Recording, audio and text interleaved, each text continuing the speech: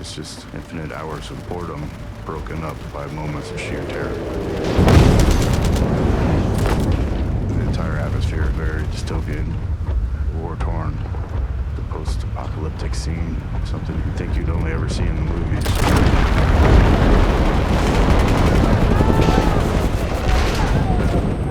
How many people I knew who are no longer around.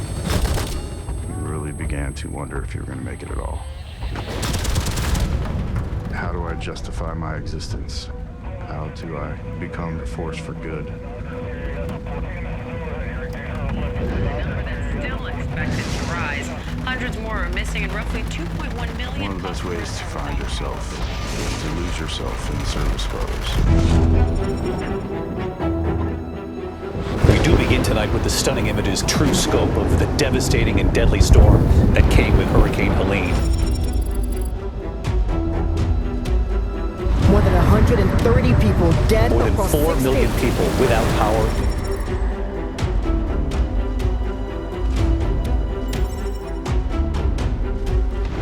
Hurricane Helene ravaging the coastline, the strongest on record ever to hit the Big Bend area of Florida.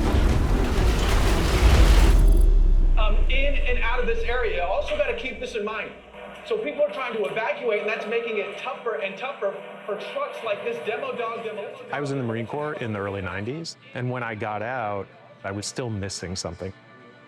And then Superstorm Sandy hit the East Coast, and my brother's town was wiped off the map. And at that point, I knew I needed to help him. So I volunteered with Team Rubicon. I found that identity that I was looking for. I found the community I was looking for. While Team Rubicon will make every effort to ensure the safety and well-being of our glacier, each member of the team must verbally acknowledge that they are accepting the enhanced risk of extended deployment into an area with damaged or destroyed infrastructure. This is Bob McKay. I consent. Jim Dawkins, I consent. When Team Rubicon responds, we look for the communities that need us the most. We have 200,000 volunteers. Jim Finnegan, I consent. What we say we offer to the veterans who join us is that sense of community that you have in the military, that sense of identity, and that sense of purpose. We help people find that light that they're looking for and really be able to give back to communities.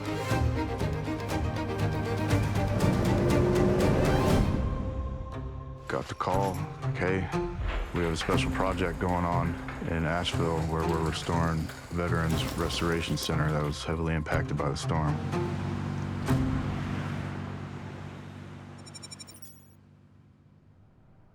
Good morning, Gray Shirts. Good morning. You picked an interesting time to come down to Asheville, North Carolina. It's going to be a very interesting op. There's a lot of moving parts. Today, the majority of us will be working right here at what we call the VRQ, or the Veteran Restoration Quarters. We got 190 displaced veterans right here alone. Just from this facility, let alone everything that's going on in the community. So we need to make the most of our time. Our goal for this facility is for it to be completely mucked out and ready for reconstruction by Veterans Day. That's November 11th. The destruction from Hurricane Helene was definitely the worst that I have seen in my 13 years at Team Rubicon. And when we heard the story of the VRQ, it was a oh shit moment of, wow, you know, these are the kind of people that we really want to help. The VRQ, it was formerly a Motel 6. It had been converted into the Veterans Restoration Center, and it became a place to house up to 250 veterans that were either homeless or at risk. I was in a dark spot, living underneath the bridge. Homelessness took a toll on me. I didn't know there was any place like this. The VRQ and gave us a home that I know I can come back to. This is home to a lot of people. And Hurricane Helene took that away from us. Honestly, I didn't even know that there was a hurricane coming. I was like, okay, there's another hurricane. It's going to go, probably hit the coast, probably hit Florida, probably hit Louisiana. We're 300 miles away from the nearest coastline. We're not going to get hit. Then it started raining. And it rained and rained and rained. The force of the water, when you see bridges that are taken out, buildings that are miles from where they're supposed to be, stacks of vehicles. It was very much like what you would see in a movie. Started hearing sirens. Evacuate. Got off on the exit. And the only thing I saw was water. I broke down.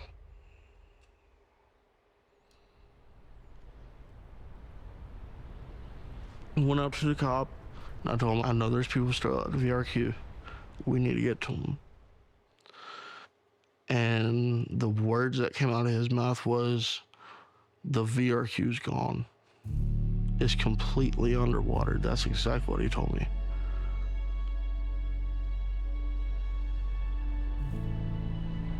The very next day, came back here, seen the devastation, and I couldn't believe what I saw.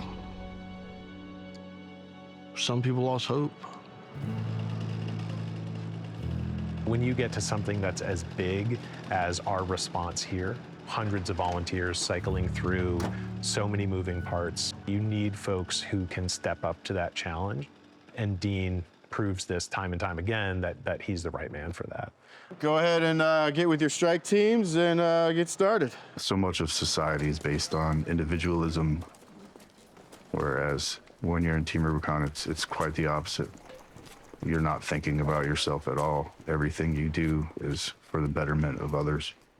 There's a lot of similarities between being on a Team Rubicon deployment and being on a military deployment.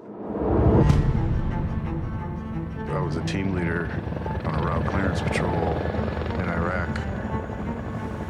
When you're deployed downrange, as we say, you do everything with your team, with your platoon.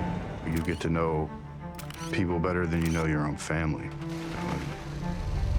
When things do go bad, you know those people are willing to put their own life on the line to save you, and you the same. You know, when you lose a lot of people, you begin to put up this wall. You stop letting people get close to you because you don't want to have to go through the pain of losing someone again. I got out of the Army. I spiraled, drugs and alcohol, and just kind of checked out. I still wasn't there emotionally. It's like I'd never come home at all. I was just keeping everyone I cared about away from me. But somewhere along those lines is when I met my wife. It's just having someone believe in me and see that there is more to me than just this mess of emotions and problems.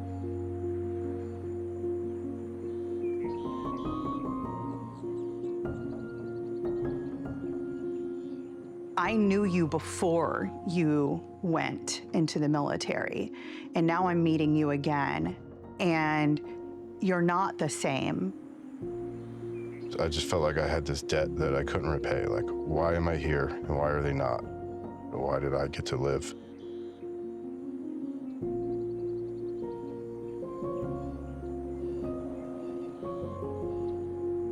He needed something to give him purpose, and that was Team Rubicon. That was the game changer.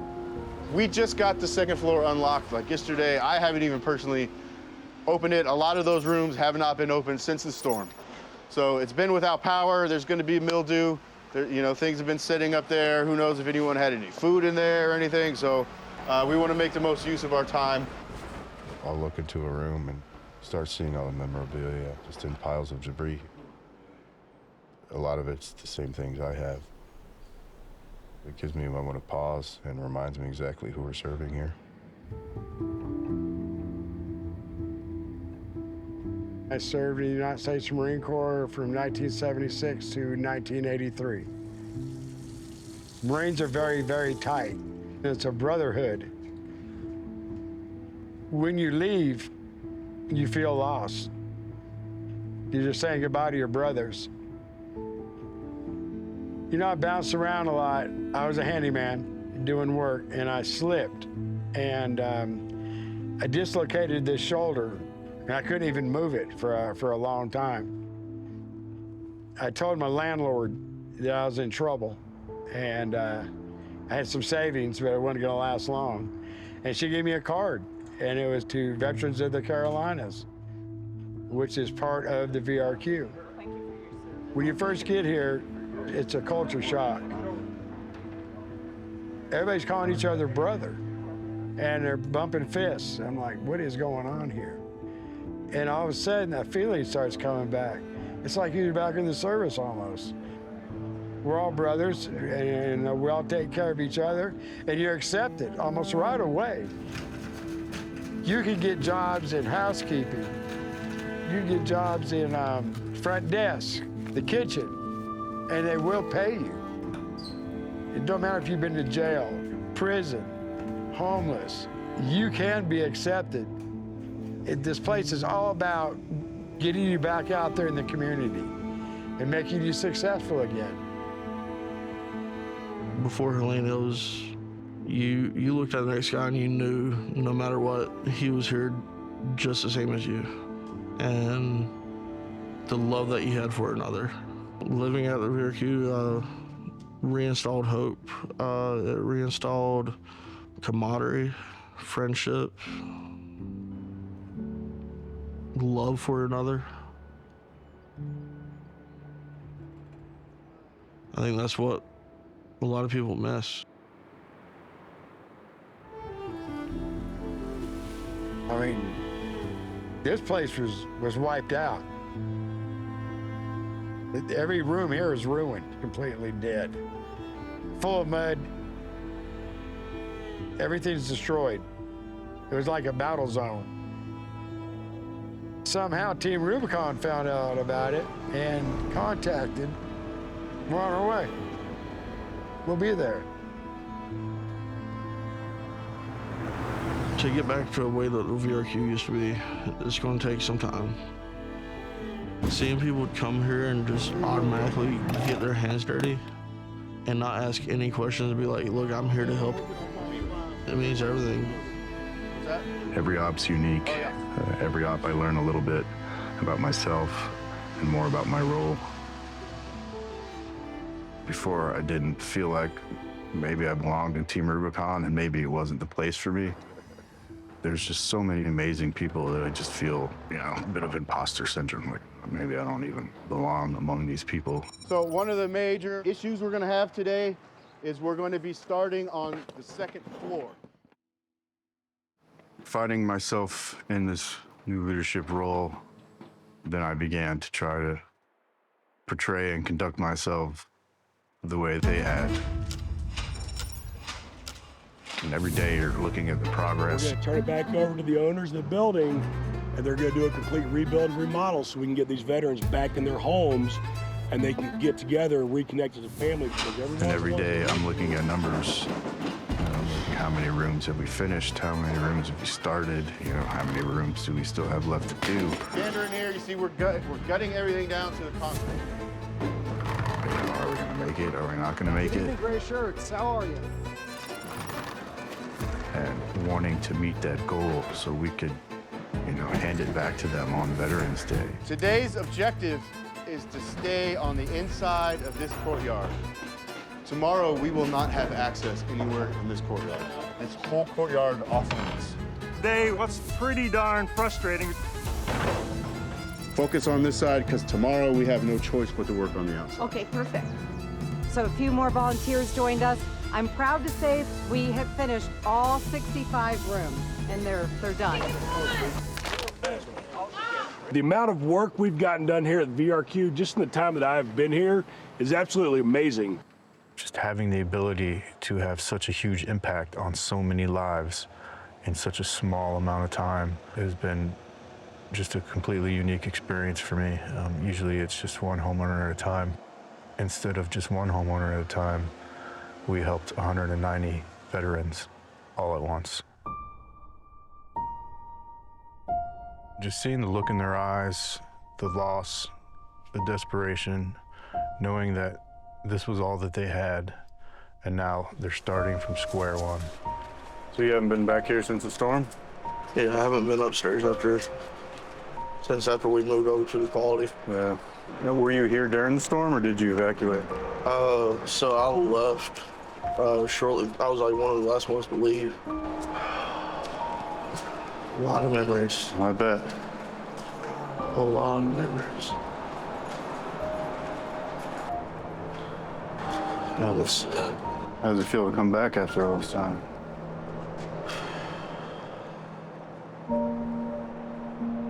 Like, it's not real.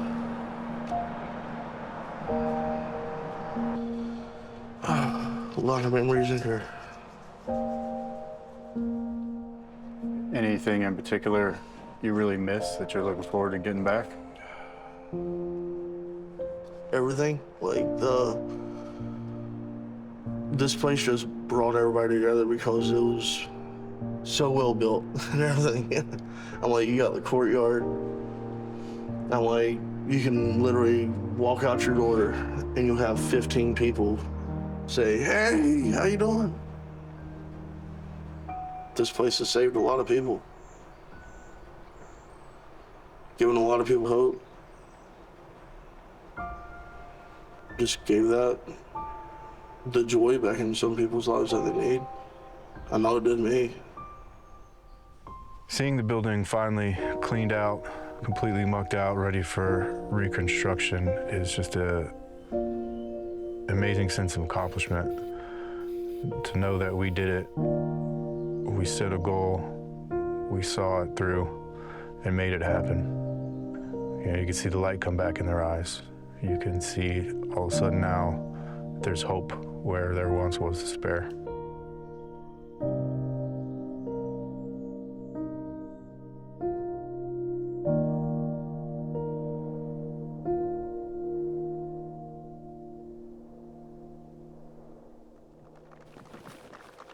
We couldn't be here today without some of the work of these individuals that we have here. Also going to ask right now for Team Rubicon, for Dean Wagner to come up and say a couple words. They were here within a week of the storm, and if you can remember what this place looked like and what it looked like 3 months later, it's amazing the work that these guys did through a volunteer effort. Good afternoon.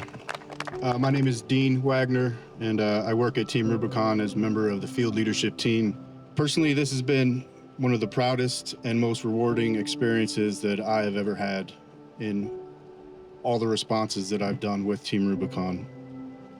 Speaking with some of the residents here, like Sean back there, I realized how much that I have in common with all of them, being a veteran myself and having battled many of the same demons that they battle. It is the same camaraderie and brotherhood and sisterhood that the VRQ provides them that I was seeking out when I first discovered Team Rubicon. And Team Rubicon has been my ability to heal. Whenever you're homeless and everything, you think that nobody cares because people look at you different.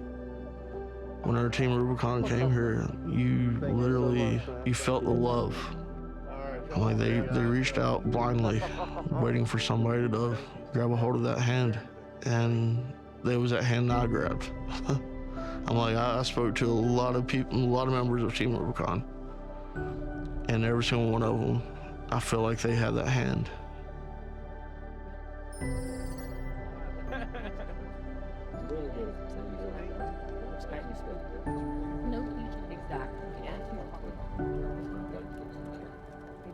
Take one for the team if you promise to report back.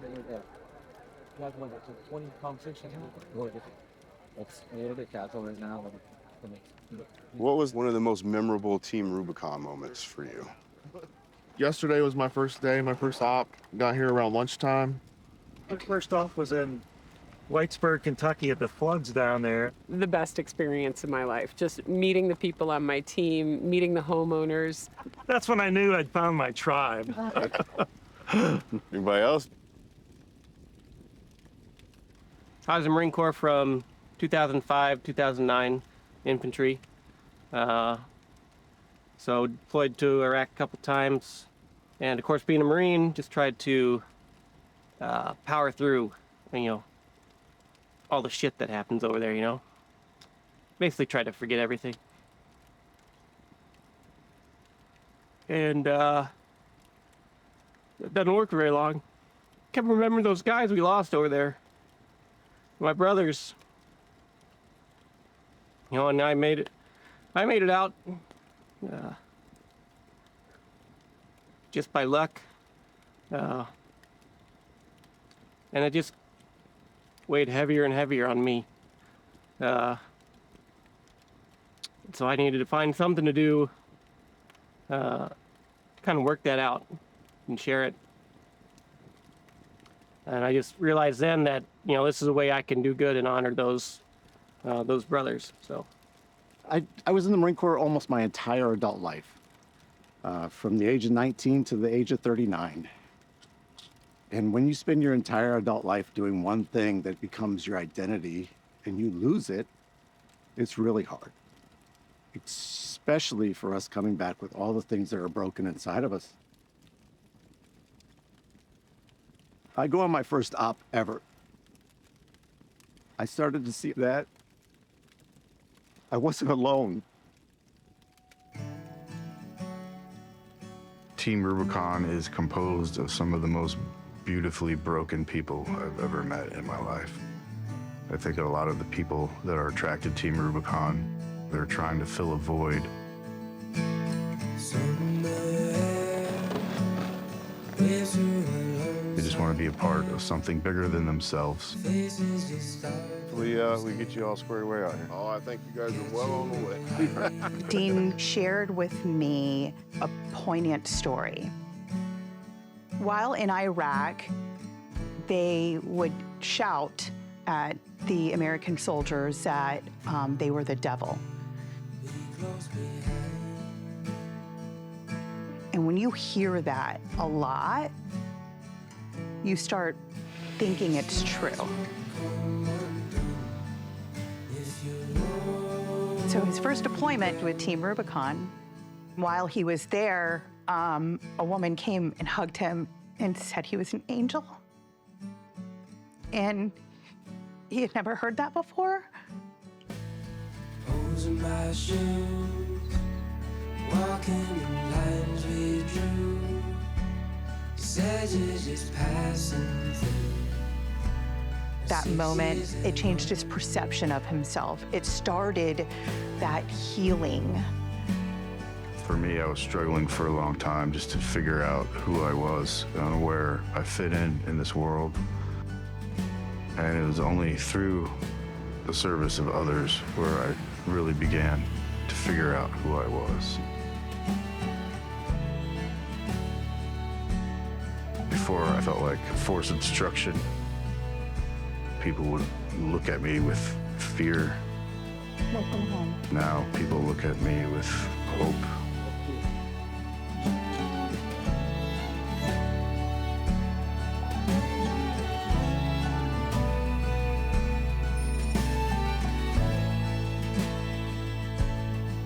So I hold on.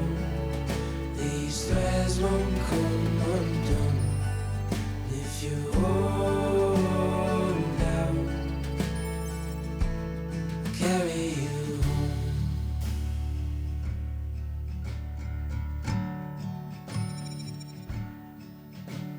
Clothes on my back, it's yours if it's all I have. I meant every word